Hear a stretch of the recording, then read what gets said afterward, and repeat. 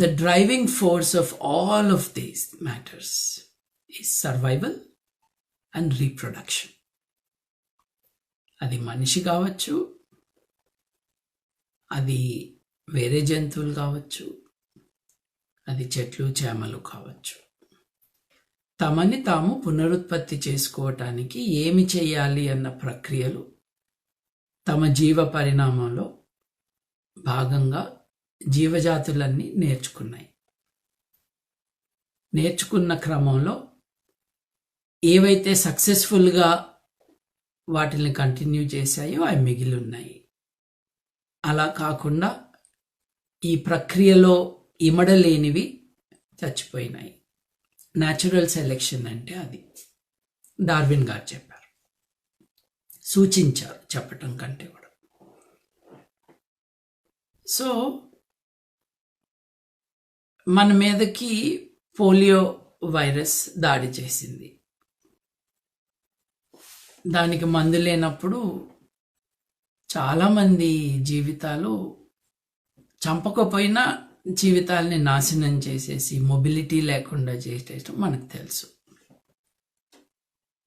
వైరస్లు, బ్యాక్టీరియాలు మన శరీరాలను ఆవహించినప్పుడు మనం తిరిగి వాటితో పోరాడగలిగిన శక్తి మనకుంటే, మన జన్యువులో కానీ మన ఇమ్యూనిటీ సిస్టంలో కానీ ఉంటే మనం గెలుస్తాం, లేకపోతే అది గెలుస్తుంది అంతే.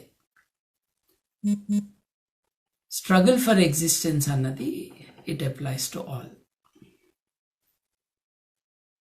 ఇవాళ కరోనా వైరస్ చేస్తున్న డిస్ట్రక్షన్ కంపారిటివ్లీ ఈజ్ నథింగ్.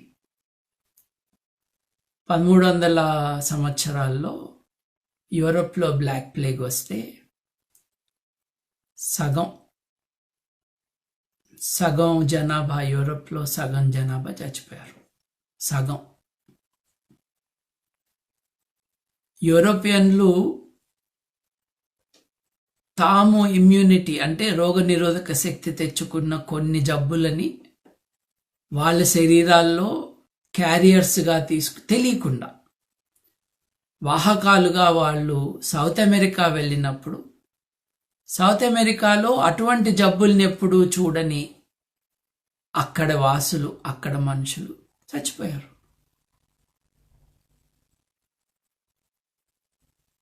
అంటే రెసిస్టెన్స్ అన్నది, రోగనిరోధక శక్తి అన్నది మనలో బిల్డ్ కాకుండా ఉంటే గనక అలాంటివి వచ్చినప్పుడు మనల్ని కాన్కర్ చేసేస్తాయి. ఈ వైరస్లు ఏంటి? మీ జీవ కణాల్లోకి వెళ్ళి దాంట్లో ఉన్న మీ కంట్రోలింగ్ ఇదేంటి, డిఎన్ఏ ఉంటుంది మీ సెల్లో. దాన్ని నియంత్రించి దాన్ని హైజాక్ చేసి వైరస్ తనను తాను పునరుత్పత్తి చేసుకుంటుంది లక్షల కోట్ల నంబర్లలో. అలా చేసుకున్నప్పుడు ఆ వైరస్ని అటాక్ చేయటానికి మన శరీరం ప్రయత్నం చేస్తుంది. ఈ దెబ్బలాటలో మన శరీరం రెడీ కాకపోతే మనం చచ్చిపోతాం. మనం వాళ్ళు చూస్తున్నాము, corona virus, novel corona virus అందరినీ చంపట్లేదు. చాలామంది ఏసిమ్టమాటిక్గా ఉంటున్నారు. అంటే దాని అర్థం ఏంటి? వాళ్ళ శరీరంలో ఉంది కానీ శరీరాన్ని ఏం చేయలేకపోతుంది. అది కొంతమందికి జన్యుపరంగా కానీ ఇంకో రకంగా కానీ ఆ కెపాసిటీ ఉన్నట్టుగా మనకు అర్థమవుతుంది. ఒక డేంజర్ ఏంటంటే ఈ వైరస్ కనుక మన శరీరంలోంచి క్లియర్ కాకపోతే ఇంకెప్పుడన్నా అది మళ్ళీ కాస్త స్ట్రెంగ్త్ తెచ్చుకునో లేకపోతే మనకి కొంచెం స్ట్రెంగ్త్ తగ్గితేనో then that is a problem. Venkatesh garu ప్రశ్న వేశారు, ఏంటంటే అసలు మనిషి శరీరంలోకి ఎట్లా వచ్చింది ఈ వైరస్ అని. నిన్న ఒక జోకర్ మీమ్ చూశాను. ఒక ఆయన చెయ్యి ఇట్లా పెట్టి, చేతికి ఇట్లా ఏలు పెట్టి, నాకు ఎక్కించండి కరోనా వైరస్, నన్ను ఏం చేయదు, నేను చూసుకుంటానని ఛాలెంజ్ ఇచ్చాడు. అదేదో సెలైన్ ఎక్కించినట్టు. అసలు ఈ వైరస్ మన శరీరంలోకి ఎట్లా వస్తుంది తెలియదు అనమాట వీళ్ళకి. ఈ వైరస్ మన శ్వాస నాళాల్లోకి వెళ్తుంది. మన రెస్పిరేటరీ సిస్టంలోకి వెళ్తుంది, రక్తంలోంచి కాదు. ఊపిరి పీల్చినప్పుడు నోటి నుండి లోపలికి వెళ్ళటము, కంటి నుండి మార్గం ఏర్పరచుకోవటము, వాటికి మన ఊపిరితిత్తులు ఆర్ ద డెస్టినేషన్. కొన్ని వైరస్లకి destination is probably your spinal cord. అట్లా ఏ వైరస్ అయినా కూడా it has a destination. Bubonic plague వచ్చినప్పుడు బ్లాక్ డెత్ అని దేన్నైతే అన్నారు, అప్పుడు కోట్ల మంది చచ్చిపోయారు. ఓవర్ టైం వీళ్ళకి కొంత రెసిస్టెన్స్ వచ్చింది. ఎందుకు వచ్చింది? వాళ్ళ శరీరాలు పోరాడాయి కాబట్టి. చచ్చిపోయిన వాళ్ళకి రెసిస్టెన్స్ లేదు, వాళ్ళు పోయారు. బతికున్న వాళ్ళకి ఆ రెసిస్టెన్స్ ఉండింది, వాళ్ళు బతికున్నారు. అది ఆ రెసిస్టెన్స్ లేని దేశాలకు వీళ్ళు వెళ్ళినప్పుడు అక్కడ సౌత్ అమెరికన్స్, రెడ్ ఇండియన్స్ అని ఎవరినైతే అంటామో, నేటివ్ అమెరికన్స్, అప్పటికి నేటివ్ అమెరికన్స్, వాళ్ళందరూ చనిపోవటం జరిగింది. రెసిస్టెన్స్ బిల్డ్ చేస్తేనే ఉంటుంది. కానీ రెసిస్టెన్స్ అన్నది మన వాళ్ళందరూ చెప్పినట్టుగా అల్లం బెల్లం నోట్లో వేసుకుని కరక్కాయ కాకరకాయ నవిలితే వచ్చేది కాదు. It's more complex. ఒకసారి హెచ్ఐవి గురించి ఆలోచించండి. దేన్నైతే ఎయిడ్స్ అంటామో, acquired immune deficiency syndrome, immunodeficiency syndrome అంటే నిరోధక శక్తి లేకుండా జరిగిపోతుంది. అది రక్తంలో చేరి అక్కడున్న కణాలని ఆవహించి అక్కడి నుంచి తన పని మొదలు పెడుతుంది. ట్యూబర్క్యులోసిస్ ఉంది. ట్యూబర్క్యులోసిస్ మనల్ని అటాక్ చేస్తుంది. ఇలా అటాక్ చేసినప్పుడు నిరోధక శక్తి ఉంటే అది మనల్ని ఏం చేయలేదు. కొంతమందికి అది ఉండదు. చిన్నప్పుడు మీకు పోలియో చుక్కలు నోట్లో వేస్తారు. ఆ కారణంగా పోలియో లాంటి వైరస్ శరీరం మీదకి వస్తే, శరీరంలోనికి వస్తే, ఆ వైరస్ని ఎట్లా ఎదుర్కోవాలి అన్న ఉద్యమం శరీరం చేపడుతుంది చూడండి. అది యాంటీబాడీస్ రూపంలో ఉంటుంది. ఆ యాంటీబాడీస్ రెడీగా ఉంటాయి. నిజమైన వైరస్ నెక్స్ట్ వస్తే అప్పుడు దాన్ని ఏ సావుబాధ ఇది చచ్చిపోతుంది ఆ వైరస్. టీకా వేసుకోవటం అంటే అర్థం, మీ శరీరం ఎటువంటి పారాసైటిక్ కానీ, ఎటువంటి బ్యాక్టీరియం కానీ, ఎటువంటి వైరస్ కానీ రియాక్ట్ కావాలో అది మీ శరీరాన్ని ప్రిపేర్ చేసి ఉంచుతుంది. అది పోలియో కావచ్చు, రేబీస్ కావచ్చు, ఏదైనా కావచ్చు.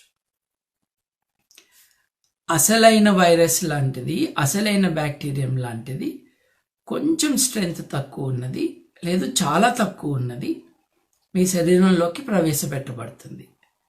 మీ శరీరాన్ని ఏం చేయలేదు, అది చచ్చిపోయి ఉంటుంది ఆల్రెడీ. అటువంటి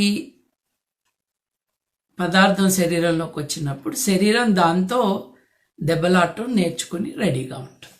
టీకా వేయటం అంటే అదే.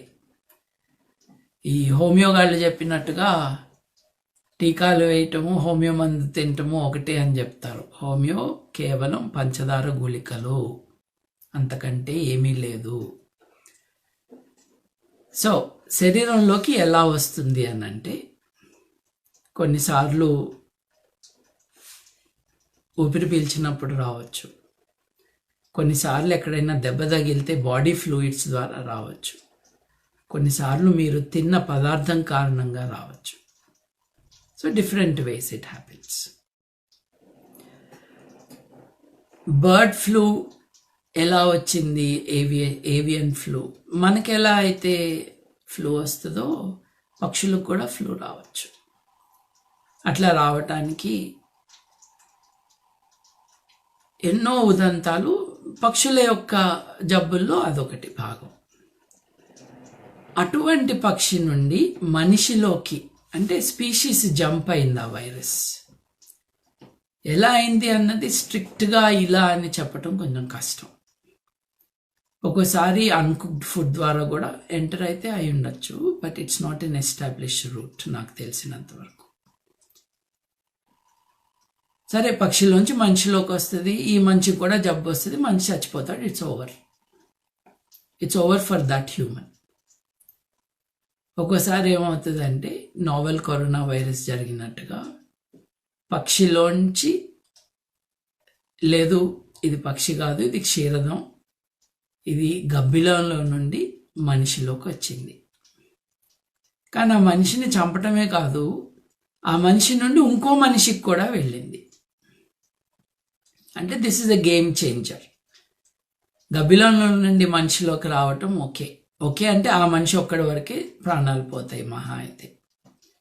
కానీ మనిషి నుండి మనిషికి వెళ్ళింది చూసారా, that is why we are saying we need social distancing. ఇప్పుడు చాలామంది భయపడుతుంది ఏంటంటే దీని కారణంగా మానవాళి అంతమైపోతుందా అని. అంత డేంజర్ అయితే మనకి ఇవాళ కనిపించట్లేదు. కానీ మ్యూటేషన్ అని ఒకటి ఉంది ఎవల్యూషన్లో, జీవ పరిణామంలో. మనం అర్థం చేసుకునేది ఏంటంటే ఈ మాలిక్యూల్ ఏదైతే ఉందో, ఈ అణువుల యొక్క సమాహారం ఏదైతే ఉందో, దాని స్ట్రగుల్ ఫర్ ఎగ్జిస్టెన్స్ కోసం అది రూపం మార్చచ్చు. ఫ్లూ వైరస్ అట్లా రూపం మారుస్తుంది.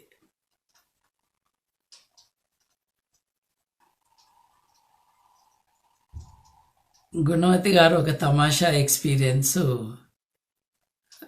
గుర్తు చేస్తున్నారు. మేము విశాఖపట్నంలో కైలాసగిరి పైన మెహర్ బాబా ఆశ్రమానికి వెళ్ళి కొంచెం తమాషా కాన్వర్జేషన్ చేసాం.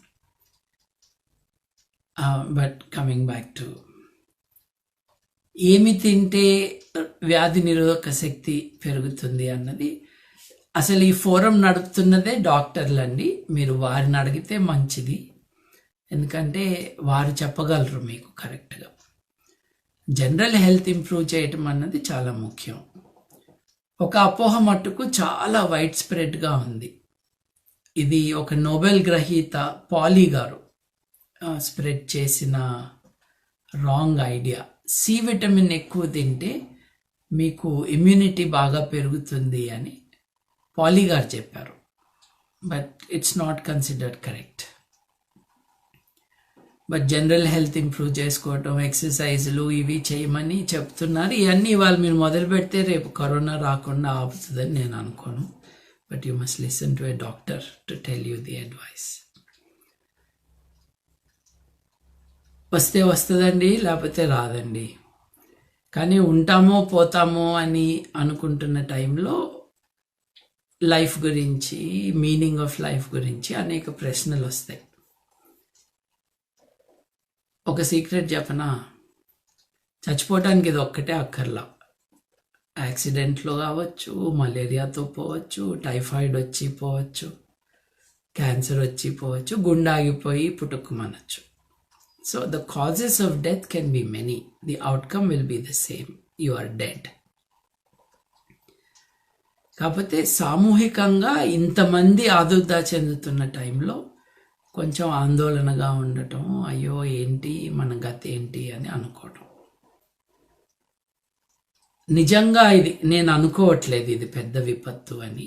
తప్పకుండా మనలో కొంతమంది ఉండము ఎండ్ ఆఫ్ దిస్. కానీ మానవాళికి ఒక మనిషి పోయినా కూడా బాధాకరమే. కానీ మానవాళి యొక్క ఉనికికే ఇది ప్రశ్న అన్నది మటుకు నేను అనుకోవట్లేదు. తెలివిగా దీన్ని మనం చంపేయచ్చు, లేదు నిర్వీర్యం చేయొచ్చు. కానీ అందరి సహకారం కావాలి, అది లేదు. ఇప్పుడు భారతదేశంలో 140 కోట్ల మంది జనాభా, దాంట్లో 32%, 33% మందికో చదువు రాదు. చదువు రావటానికి కూడా అక్షరాస్యతకి డెఫినేషను సంతకం పెట్టడం వరకే. అంటే చదివి అర్థం చేసుకోవటం అన్నది వేరే విషయం. అయితే సాయి కుమార్ గారు నవ్విస్తున్నారు నన్ను, థ్యాంక్ యూ. అయితే మనం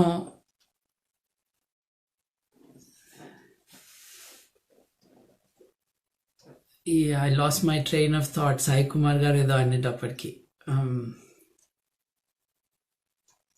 gosh somebody must remind me.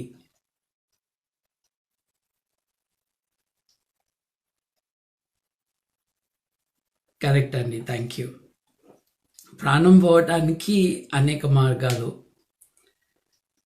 కానీ ఇది మానవాళి అంతం అని అయితే నేను అనుకోవట్లేదు. మన దేశంలో 140 కోట్లలో 30% మందికి చదువు లేదు అని అంటే, ఓ 40 కోట్ల మంది 45 కోట్ల మంది చదువు లేకుండా బతుకుతున్నారు. అంటే స్కూల్ ఎడ్యుకేషనే లేకుండా. మరి వాళ్ళందరికీ మీరు ఎలా చెప్పగలరు? వాళ్ళందరికీ ఇంతకుముందు మీరు సైన్స్ ఎడ్యుకేషన్ ఎందుకు ఇవ్వలేదు? ఎంతసేపు మా ప్రాచీన గ్రంథాల్లో ఉంది, ఇదిగో మా తాతల నేతులు, మా మూతల వాసనలు, ఈ టైపే కదా మాట్లాడుతూ ఉంది. ఇదంతా మాకు ఎప్పుడో తెలుసు. ఎప్పుడో ఎవరికో తెలుసు. అబ్బా, నీకు తెలీదుగా, నువ్వు నేర్చుకోవాలిగా. వాడెవడో చేశాడు అని నువ్వు సంతోషపడటమేంటి? నీకు ఆ చచ్చిపోయిన అతనికి సంబంధం ఏంటి? కనీసం మీ తాత కూడా కాదే. నీకు నీ ముత్తాత పేరే తెలీదు.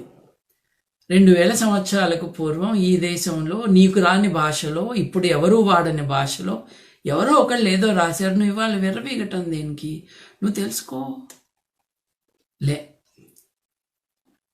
అల్లం తిను, బెల్లం తిను, బొగ్గులో కాకరకాయ పెట్టుకో, పసుపు నీళ్ళు రాగు, పేడ పూసుకో, ఆవు మూత్రం తాగు.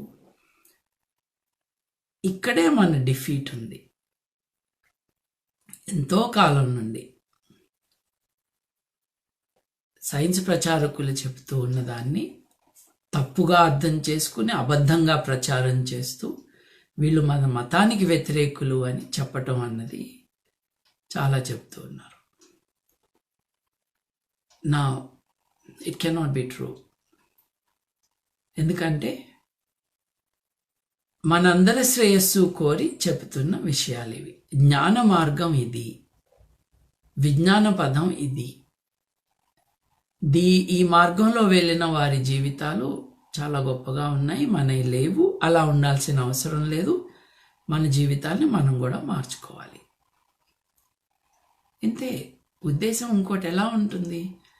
మన వాళ్ళందరూ సంతోషంగా ఉండాలి అనుకున్న భావనకి, తాపత్రయానికి, ఆదుర్దాకి మీరు మా దేశానికి వ్యతిరేకులు, మా మతానికి వ్యతిరేకులు, మా సంస్కృతికి వ్యతిరేకులు అన్న ఒక పర్వర్టెడ్ రెస్పాన్స్ ఇవ్వటం ఉంది చూసారా?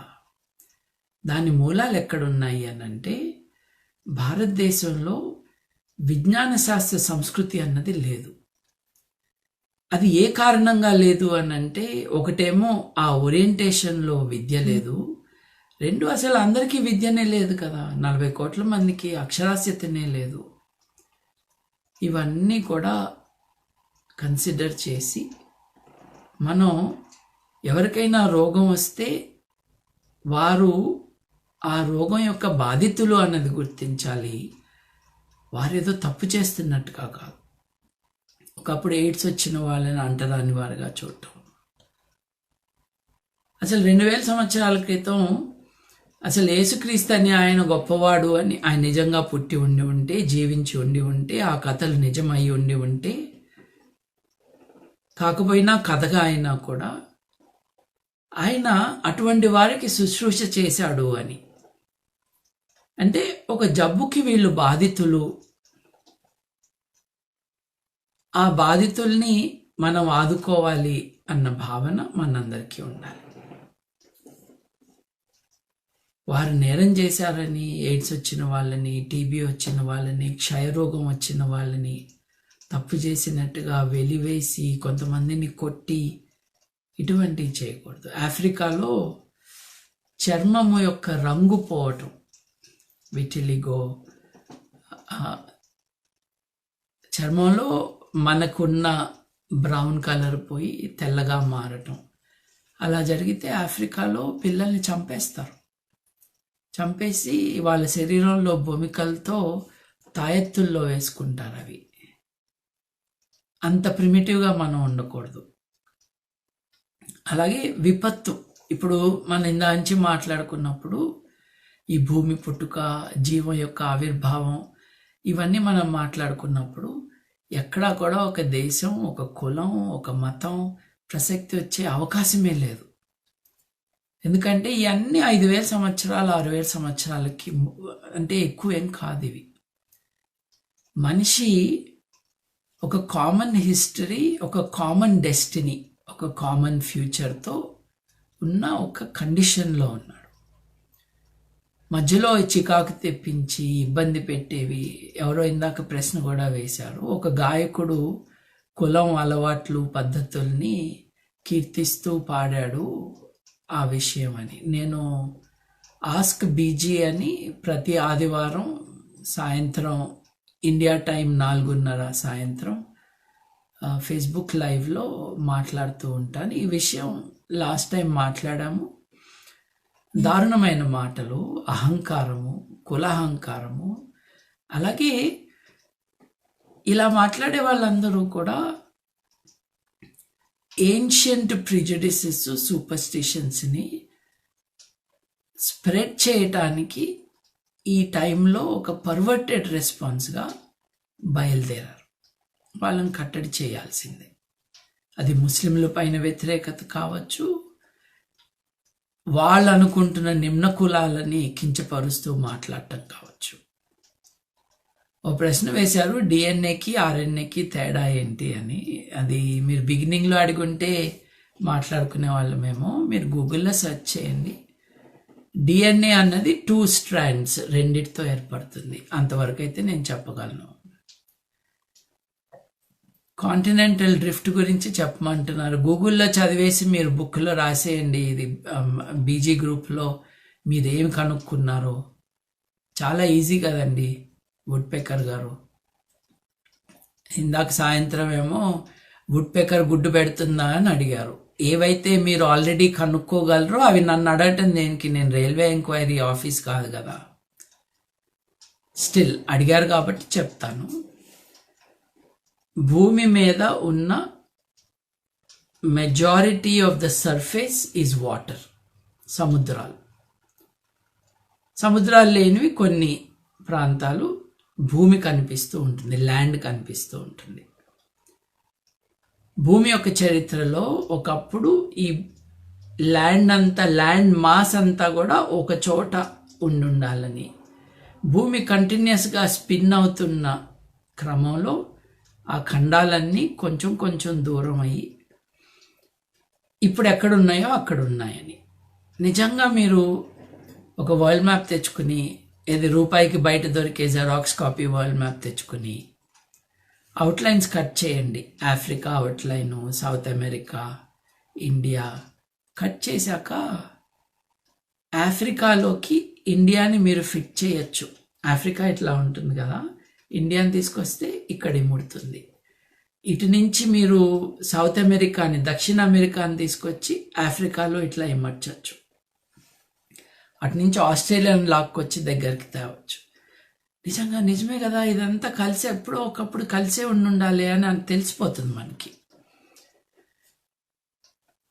కొన్ని 10 లక్షల సంవత్సరాల కాలంలో, ఇదేదో క్విక్గా జరిగే ప్రాసెస్ కాదు.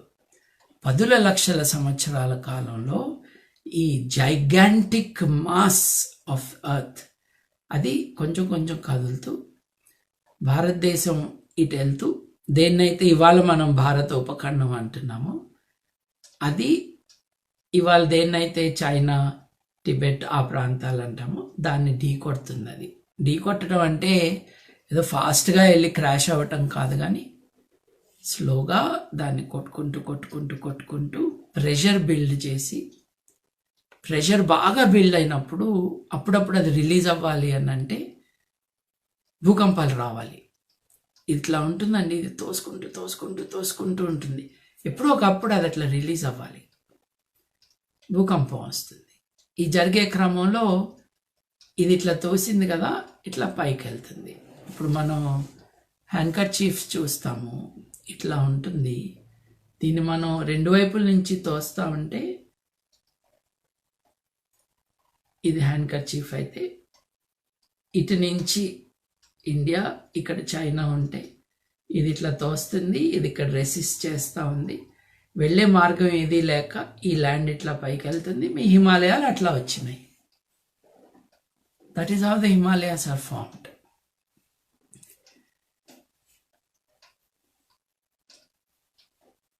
జగదీష్ గారు థ్యాంక్ యూ అండి. హర్డ్ ఇమ్యూనిటీ గురించి చెప్పమన్నారు కళ్యాణ్ గారు. హర్డ్ ఇమ్యూనిటీ అంటే ఏం లేదండి, మనుషుల యొక్క గుంపు సమాజం, మనుషుల యొక్క మంద సమాజం. మనము జంతువులమే కదా, మనం అందరము కలిసి ఒక సమాజంలో ఉంటున్నాం. నాకు ఒక జబ్బు వచ్చింది అనుకోండి, ఆ జబ్బుకి నాకు నిరోధక శక్తి వచ్చేసింది అనుకోండి.